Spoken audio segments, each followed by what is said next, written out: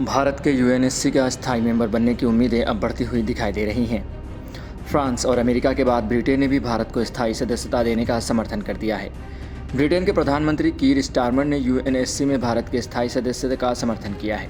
यह कदम ऐसे समय में उठाया गया है जब दुनिया के बड़े नेता संयुक्त राष्ट्र में सुधार की मांग कर रहे हैं। बता दें कि फ्रांस और अमेरिका के राष्ट्रपति पहले ही भारत के लिए अपने समर्थन की घोषणा कर चुके हैं। इस समर्थन के बाद यूएनएससी के स्थायी सदस्यता के लिए भारत की दावेदारी मजबूत हो गई है। वैश्विक मंच पर यह कदम भारत के लिए कूटनीतिक रूप से काफ़ी अहम साबित हो सकता है। वहीं अब जान लेते हैं कि भारत को यूएनएससी की स्थायी सदस्यता मिलने से कई कूटनीतिक और रणनीति संबंधी लाभ होंगे। सबसे अहम लाभ ये होगा कि भारत को ग्लोबल सिक्योरिटी और शांति से जुड़े मुद्दों पर फैसला लेने का सीधा अधिकार मिल जाएगा। इससे भारत को अंतर्राष्ट्रीय विवादों और नीतिगत फैसलों में ज़्यादा असरदार भूमिका निभाने का मौका मिलेगा। इससे दुनिया में भारत का प्रभाव और बढ़ जाएगा। इसके साथ ही भारत यूएन काउंसिल में खुद अपनी और दूसरे विकासशील देशों की आवाज़ को भी मजबूती से उठा सकेगा।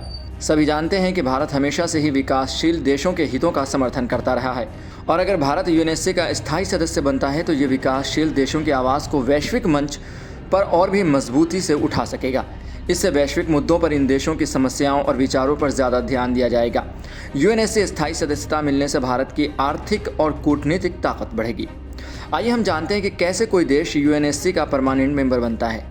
तो किसी भी देश को यूएनएससी की परमानेंट सदस्यता हासिल करने के लिए बहुत से क्राइटेरिया पूरे करने होते हैं। सबसे पहले इसके लिए संयुक्त राष्ट्र चार्टर में अमेंडमेंट करने की ज़रूरत होती है। यूएनजीए में 2/3 बहुमत और यूएनएससी के स्थायी सदस्यों समेत 9 सदस्यों का समर्थन ज़रूरी होता है। यूएनएससी की स्थायी सदस्यता प्राप्त करने के लिए किसी देश को वैश्विक शक्ति का दर्जा प्राप्त होना चाहिए।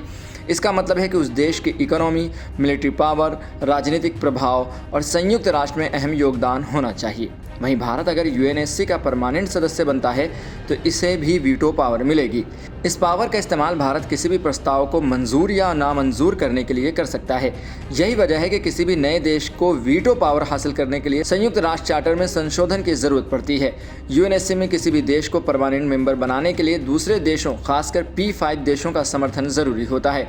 आपको बता दें कि मौजूदा समय में भारत को यूएनएससी का परमानेंट सदस्य बनाने का 3 बड़े देशों ने समर्थन किया है। इनमें अमेरिका, फ्रांस और ब्रिटेन शामिल हैं। अमेरिका के राष्ट्रपति बाइडेन, फ्रांस के राष्ट्रपति इमैनुअल मैक्रों और यूके के प्रधानमंत्री कीर स्टारमर ने भारत का समर्थन किया है। इसके साथ ही जर्मनी और जापान भी भारत को संयुक्त राष्ट्र सुरक्षा परिषद की स्थायी सदस्यता देने के पक्ष में हैं। साथ ही पहले भी भारत ने यूएनएससी की परमानेंट सदस्यता हासिल करने की कोशिश की थी, लेकिन चीन और ईरान ने बीच में अड़ंगा डाल दिया था। अब देखते हैं कि भारत को यूएनएससी की सदस्यता मिलती है या नहीं। और ऐसी ही खबरों के लिए आप देखते रहें सहारा समय का समय डिजिटल।